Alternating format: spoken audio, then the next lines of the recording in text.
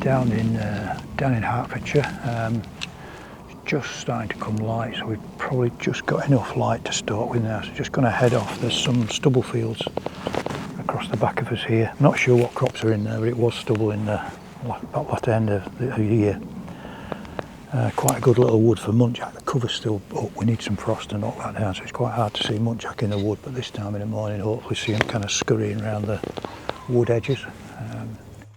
So we're just going to have a steady meander down here, and the wind's kind of coming across us, so my plan is to kind of work around the edge of it and then come back into it, so the wind should be right for it. It's going to be a nice morning actually.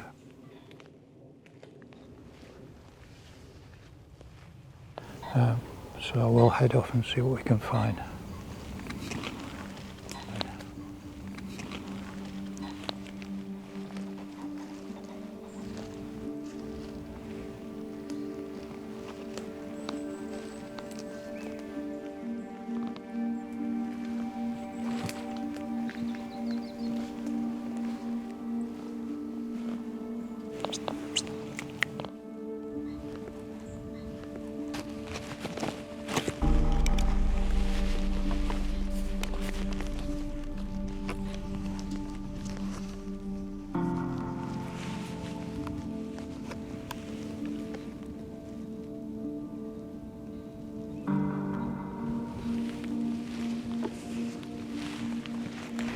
Might be having a mare here.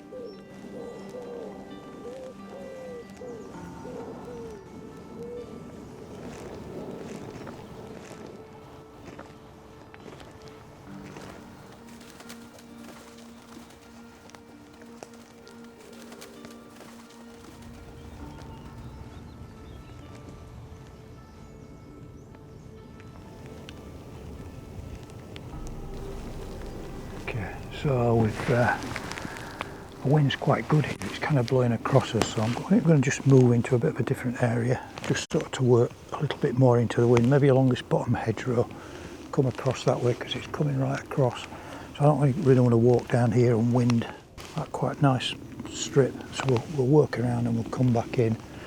Seen a few decent ones. Nice buck here.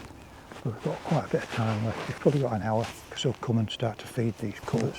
We'll move around back this way, and then we'll work in around this hedge side.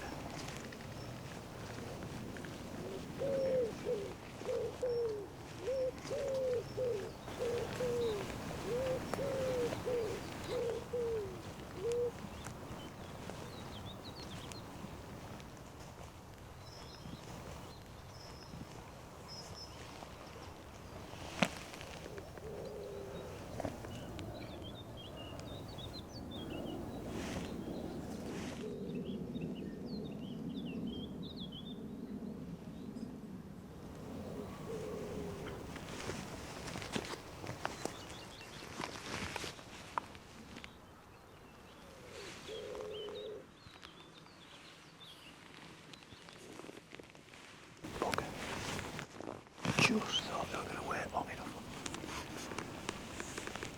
I'd just take the youngster from the back. That must have just laid in just under here.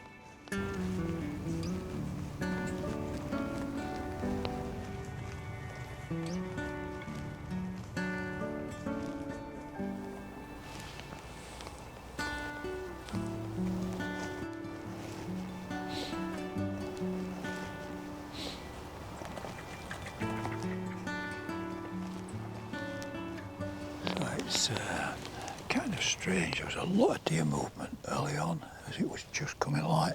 A little bit too early to shoot. Quite a lot of muntjac moving about, but sort of 15-20 minutes in as the lights come up, it's just gone flat. It's one of those feelings you get a lot when you're stalking it. It's just flattened out. There's nothing moving, nothing on the outside of the fields. There's no muntjac scurrying about. So it's quite cold actually. So you just get the feeling they've just got in and couched. You can't blame them.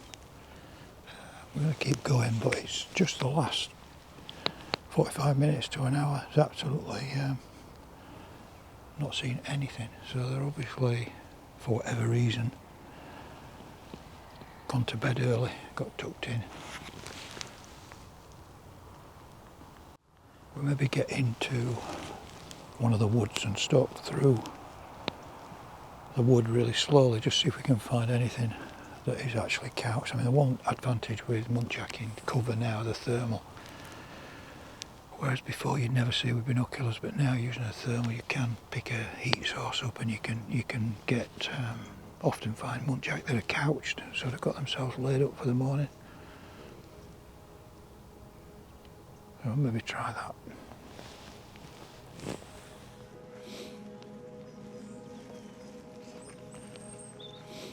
I'll tell you what, one of the signs they say of an impending hard winter is holly berries.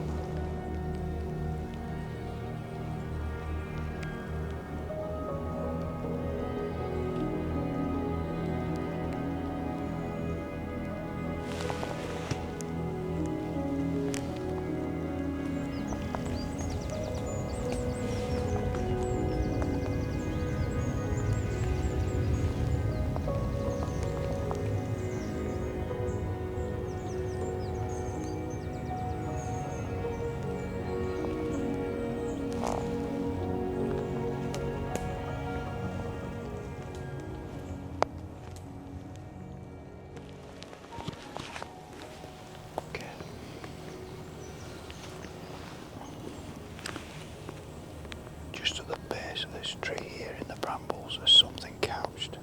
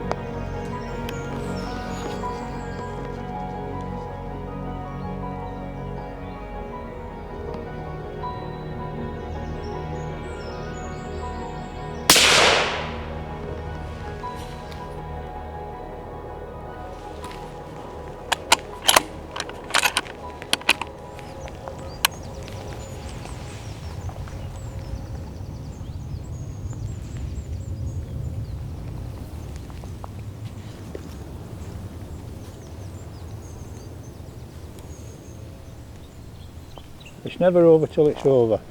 I mentioned down there to Steve, I think we'll just get into the woodland. There's nothing much moving on the outside, so we just get into the wood and we stalk carefully through the wood, and kind of use the thermal a bit, which helps you look into cover, see if there's anything in cover. Still need the binoculars to positively ID, but I did get a heat source which I've been stalking for about 10 minutes, very, very carefully. Couldn't make out what it was. Checked it with the binoculars, definitely something there. Looked like a Muntjac couch. When I got to about 30 metres, nice hare, so good big hare, so we had a good stalk into a hare, and debating what direction to go back to the car, and just picked a little Muntjac doe, just coming out of the brambles, nice and relaxed, not aware of us, so probably only 70-60 yards, if that. Just nice and steady on the sticks and job done. So it's never over till it's over. We've done a full stalk and we're literally back at the car. Pretty much where we saw the first Muntjac this morning, in the semi-darkness. So just give it 5 minutes, I'll go pick it up, do a quick suspended gralloch on that in the wood, and then I think it'll be breakfast time.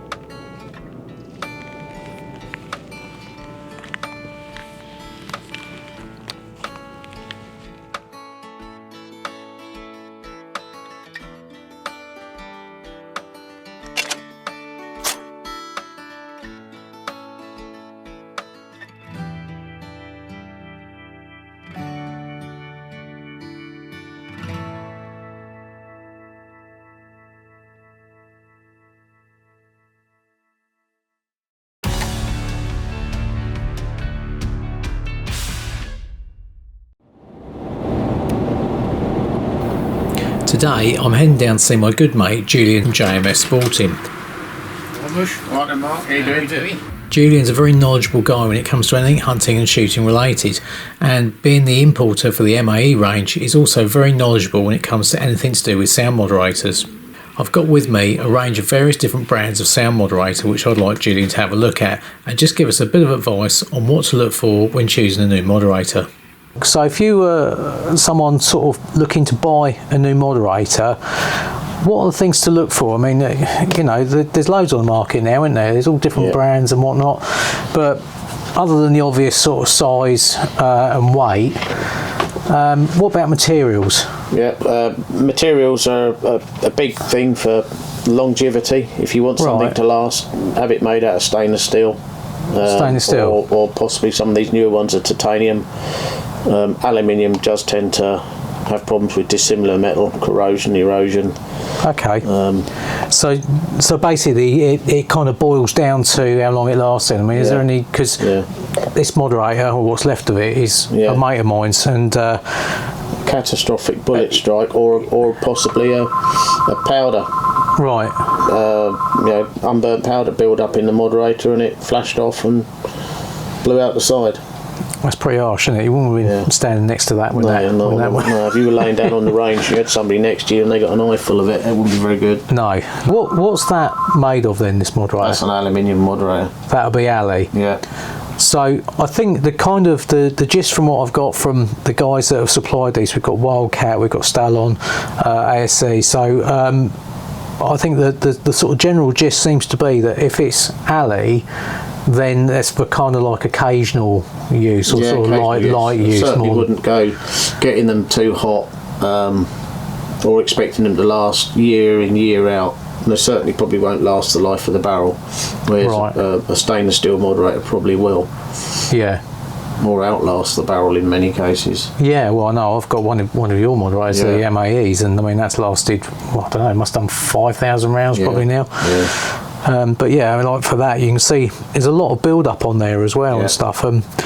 What's caused the inside that then to sort of cut away like that? Because that's it's quite hot, sort of particles of powder coming out the muzzle at high speed, and they're flame cutting the surface of the metal. Like the baffles. Yeah. Right.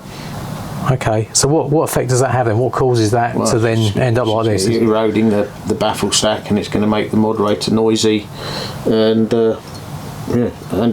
ultimately could do that. Yeah. So stainless then. What about stainless versus titanium? Obviously, there's a big cost difference I've noticed in there. Looking at Titanium is the a list very prices. expensive metal to manufacture moderators out of. It's difficult to machine. I mean, technology's progressing with titanium. I'm not an engineer like that, so somebody who's an engineer is more qualified to talk about how titanium has come on in the years and the tooling that they use. But stainless steel, 304 stainless steel, the MAE moderators are made of. They just go on and on for years and years and years. Titanium versus steel, is it purely just because titanium, I'm assuming that's what they make all the very lightweight moderators from, isn't it?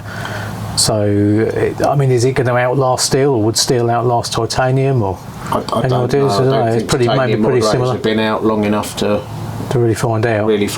Yeah, because we've got a couple here, haven't we? I think one of these is titanium. There's one of these.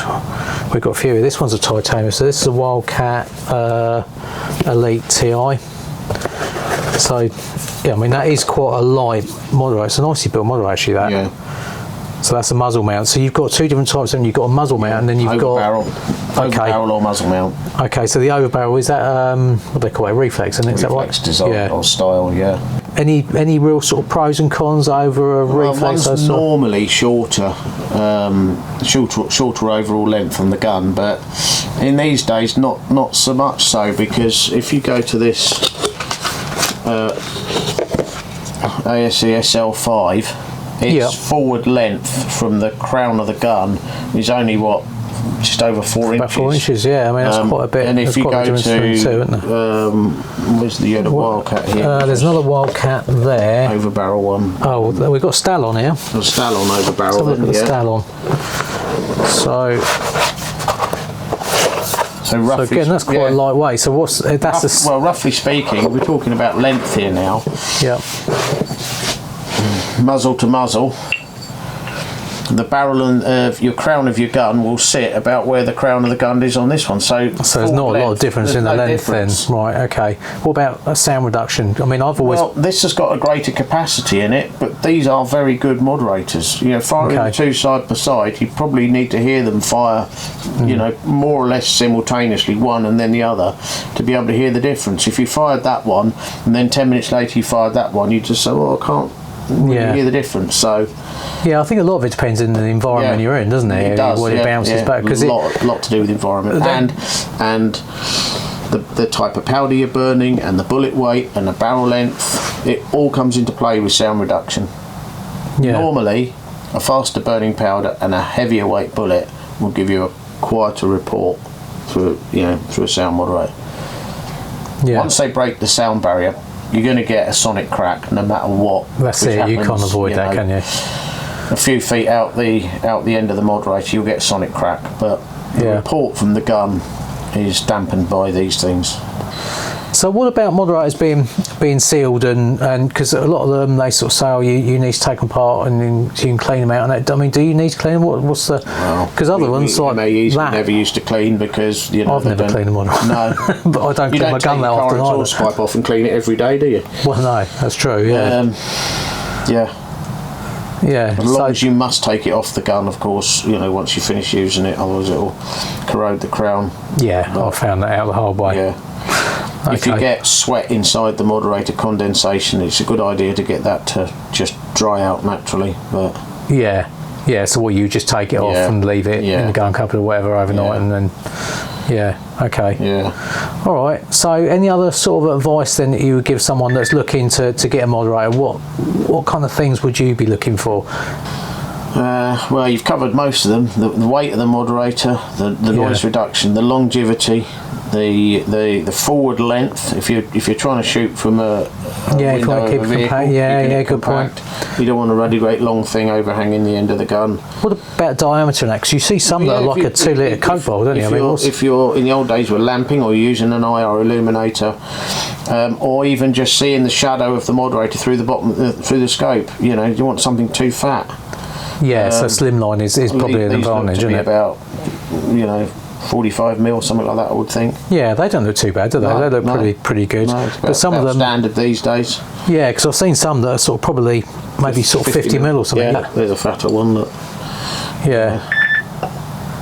Yeah, just a little bit, isn't it? Yeah.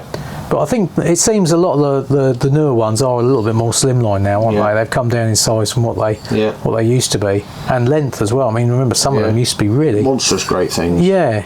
A friend of mine, Gary, he would unscrew these really long ones. He used to unscrew it to use as a priest for dispatching stuff. So okay, cool. So we've covered the basics there, I think, and just sort of pros and cons to the build quality. That seems to be the main thing. Is what they're made of. Yeah, I think the stainless steel as opposed to the steel, ordinary mild steel. I would not use a mild steel moderator because of the rust particles coming off the inside and dropping down the bore. Oh, okay, right. But stainless steel, you haven't got to worry about that. Okay. I think probably the best thing we do then is we'll stick them on a rifle and see what sort of sound reduction we get out of them. I've got my 223 with me, so at the moment I've got a thermal scope sat on there. Yep. I'll stick a day scope on it, and then we'll have to zero in that, and I don't know what the drops are, but we can take it out and have a little play around at some longer range stuff. You did mention you had a program or something for drops. Quick load ballistic program does all your internal ballistics and your external ballistics. It'll work up any cartridge and bullet and powder combination, and also barrel length. It does a lot of barrel length timing. It's an amazing program. It's quite in depth, I think, isn't it? I'll have a look. I'll play around with it a while ago. It can be. It's as simple as you want it to be, but it's as complicated as you want it to be. Yeah, so it's an ideal sort of program then for hand loaders. Yeah. You can. And am I right in thinking? Must for hand loaders. It really is. Yeah. So am I right in thinking you can kind of almost see the potential of a cartridge by putting the data in, the bullet you want to use, the case you're using, everything else. If you want to get a factory rifle or design a custom rifle, and you get to the stage where you're trying to work out what length do I want my barrel. Obviously, I'm now thinking I'm going to put a moderator on it, so I want to shorten the barrel. Right. Okay. But we all know there's rules and regulations and criteria in the Deer Act. So you want to keep this rifle above the criteria. The Deer legal. Yeah. So you can work all that out on a computer down to the millimetre on that barrel before you give that to the gunsmith and have it made. I suppose that must save you a fair bit of money as well in sort of buying components, powder, primers, bullets, everything else. And if you can't get that powder, you want to choose the next best powder. The computer program will tell you what the closest powder is for that particular load that you were firing. Once you worked up the load in the first place. So. Definitely useful then, yeah. Right, well, we'll grab a few moderators then and head out to the range and have a little play. Yeah. Well, unfortunately, Julian couldn't come out with us in the field this afternoon. One of the joys of owning the shop, you get lots of customers and lots of things going on, and he was just too busy. So unfortunately, we were not going to have a chance to have a little play around with that ballistic program, the quick load program that he was talking about. So that's definitely something that we'll visit in a later video. But for now, I'm just going to have a quick go with these moderators just to compare them like for like, and really just see if there's any real difference in the sound reduction and whether or not they vary much in point of impact shift, but not that that's really going to make much odds because you would just zero for the relevant moderator. But anyway, let's have a little play. Okay, right, I've got a couple of targets set up. One is at 100 metres and the other one is at 200. I'm just going to concentrate on the 200 metre one for these shots. I'm not looking for accuracy with using these different moderators, so we might hit the target, we might not. It's only about a 6-inch disc and it is quite windy today, so I'm not going to worry too much if we do get knocked around on and off the target. The object of the exercise is really just to see if we can hear any difference in the sound of these moderators. So I've got a little time icon which is hopefully picking up what I'm telling you, and I've also got a second mic just in front of the moderator there, or shall I say just in front of the bipod there, which I'm just going to leave running and leave it in the same place. So hopefully we should get a fairly sort of even kind of comparison between these different moderators. So start off with, I'm just going to have a few shots with or a couple of shots with the the MAE moderator. This is one that I always use on the rifle, so hopefully we should be on still with that, and we'll just let's say then follow on through different moderators and see at the end we'll do a little comparison and see if we can tell if there's any difference between them.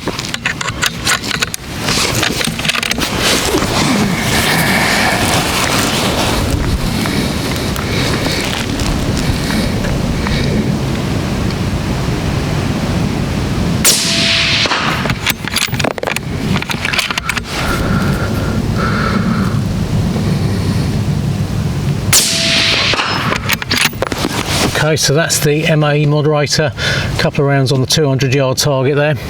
So next up, let's go for the ASE Ultra. Let's pop that on.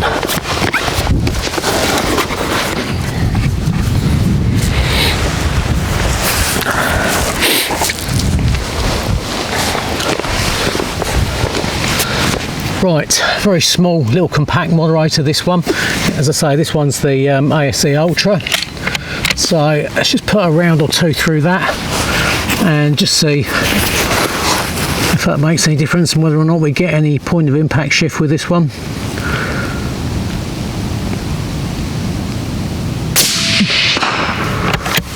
Okay, so we hit the target.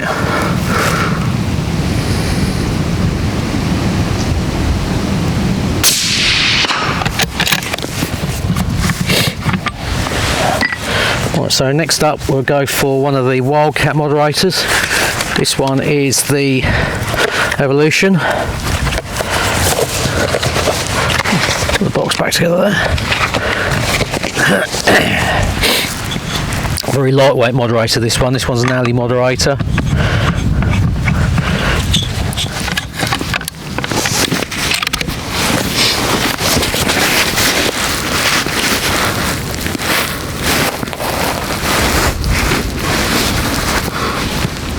So this is the Wildcat Evolution. Again, we're on steel.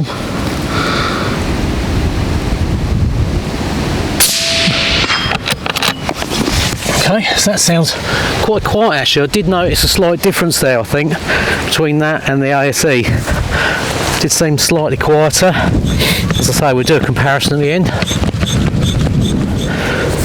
Next up is another Wildcat. This is the Elite Compact. Again, another muzzle mount moderator.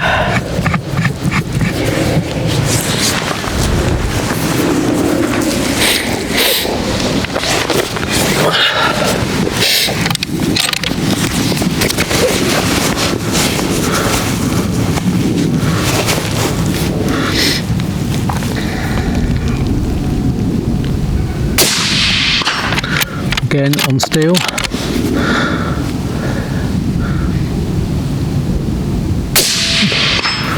And again.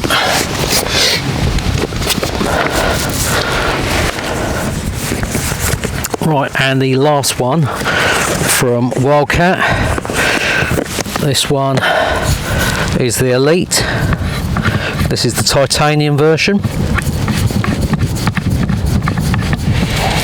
So the Elite TI.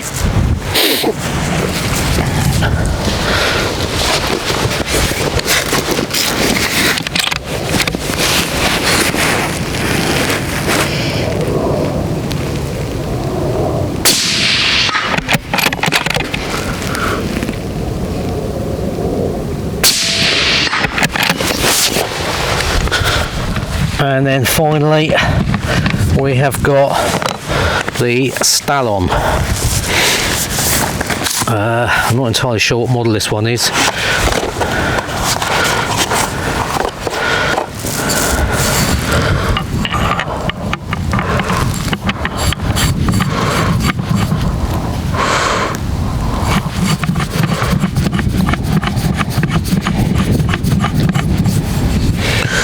Again, very lightweight moderator, this one. A little bit bigger. One of the bigger ones we've tested, I think. Again, an alley moderator.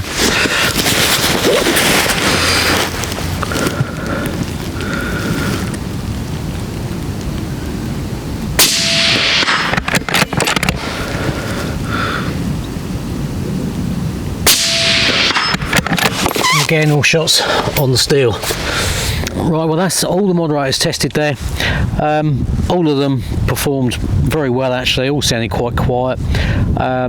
I'll do a very quick back-to-back sort of row of clips in a mo, and you can have a listen and just see if you can hear any difference between them. To my ears they all sounded very similar. There was one or two maybe sounded fractionally quieter than the others, but not a vast difference. And in all honesty, if you're shooting these in different environments, then you're going to hear different sounds anyway. So in other words, if you're shooting up against the side of a wood or the side of a barn compared to an open hill, what the wind's doing, all that kind of thing is going to make a difference to how loud these sound.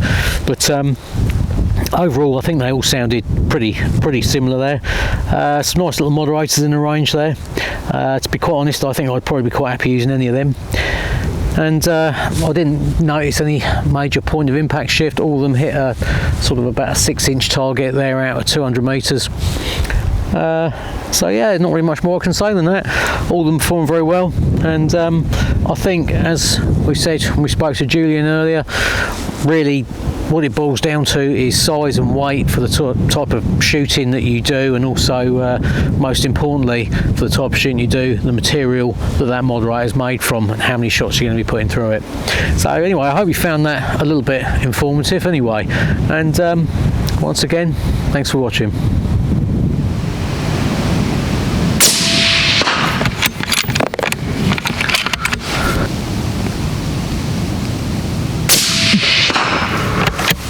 Okay, so we hit the target.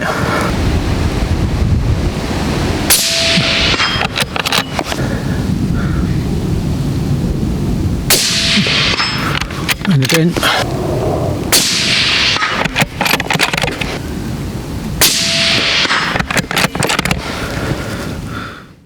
If you aren't a member of Basque, it's time to join now. Basque, looking after your sport, looking after you.